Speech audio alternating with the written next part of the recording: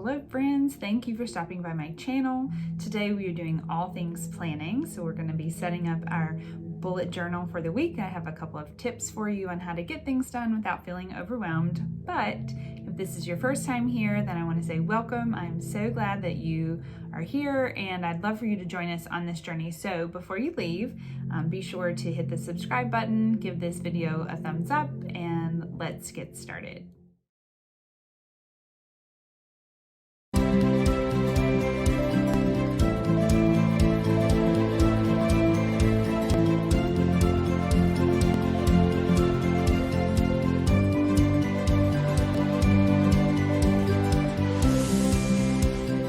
I recommend planning on Sunday, but for me, that's just the day that I'm always home. You can plan whatever day of the week works best for you. But on Sundays, I go makeup free, so I've got fresh face. I set up my bullet journal. I plan our meals for the week, and I also do the laundry. So just kind of a little tip on.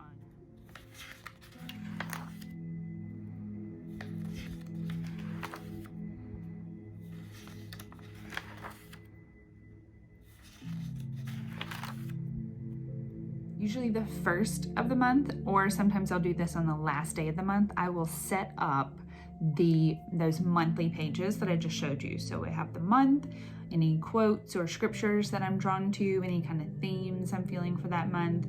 I will map out the full month, just filling in any appointments and any things that we have going on specifically. I do like to have a page in there for a task, like things that I'm working on, things that Raymond's working on, and then any task that is my responsibility for work for that specific month. It helps really keep me all on the same page when I'm planning week by week.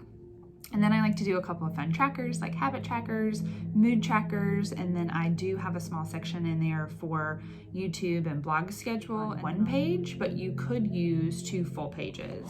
For example, this is 1 week, but you could use a full spread for the week. It really just depends on how much you are planning and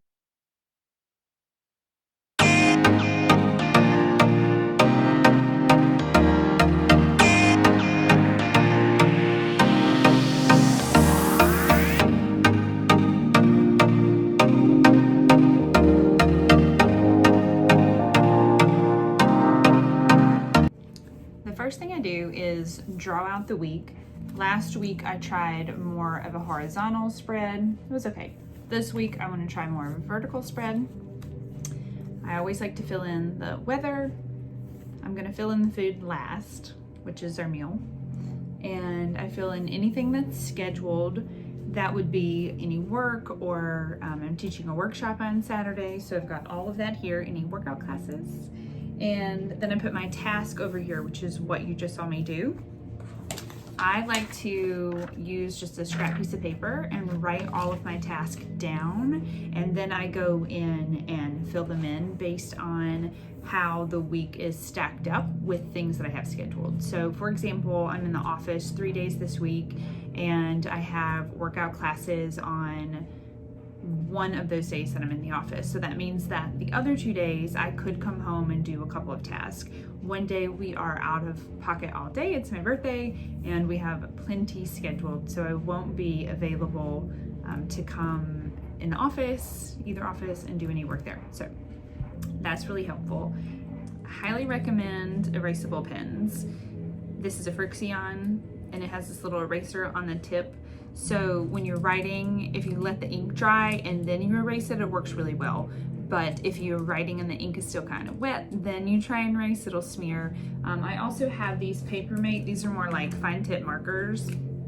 They work really well to kind of set up. They're really fine point, so if you want to doodle, I don't know, maybe do some colored pencils. I haven't gotten into doodling too much just yet.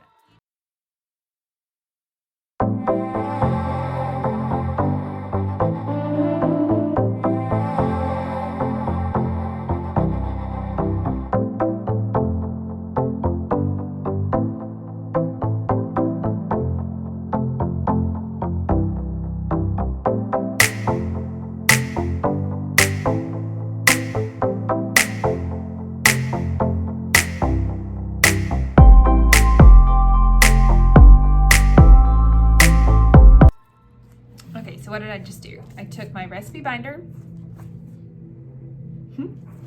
and I went through, these are my tried and true recipes. A recipe that I've gotten by email or someone has sent to me that I may want to try, I always put that in Pinterest, but these are the ones that I know that we've tried and that we like. A lot of our actual recipes are in here too. So I go through this first, and then if I'm just not feeling inspired by that, then I'll go to Pinterest. And I filled in the week, so I filled in the food. And then I have this little handy dandy, it's a really small notebook, but it fits perfect in my purse. So I just stick it like this, and I use it to track my grocery list. So I wrote out the groceries in a semi sort of order as to how I shop. And that's it. I'll put a question mark beside something that I'm not sure whether we have or not, so I'll check that before I go to the store. Something that I'm working to do is buy more of our pantry items online and get in a better flow of how often we use it, and it really, I believe, will cut down on any excess. We don't have a lot, but there are times when we've bought, say like a ketchup, when we already had one in the pantry. Saves money, saves time. My biggest tip when it comes to time is really think about how much space you have and how much space is required for a task, and see if they match up. It's easier to ground this with an example around money. So you know how much money you have in the bank, and you know how much an item costs, so you know whether or not that's a match, whether you can buy that item or whether you need to continue to save for it. So with time, it's really helpful if you know how much available time you have and then how much time a task is going to be required. And if they don't match up, then you don't schedule that task for that block, that day, that week, whatever that might be. And that really will slow down a lot of stress from getting things done, because a lot of the stress comes from we don't really understand how long a task will take, and we don't appropriately manage, we don't appropriately schedule. So if you don't have a lot of space this week, then definitely don't put in a task that's going to require a lot of space. So that's my biggest tip. And that's it. That's how I set up my bullet journal for the week. It's actually really simple. I don't like too complicated, because if it's too complicated, I'm unlikely to continue to do it. But I do like to use more of an analog system of scheduling. I do have Google Calendar just to keep track of appointments and birthdays, but I may even move off of that. Who knows? I'm just going to go back to paper. But I find that our brains work so much better when we visually write things out and we can see it. It is a little bit different than just typing it or seeing it on a computer screen. So thank you for hanging out with me today. Be sure to subscribe and give this video a thumbs up, and I'll see you in the next video. Bye.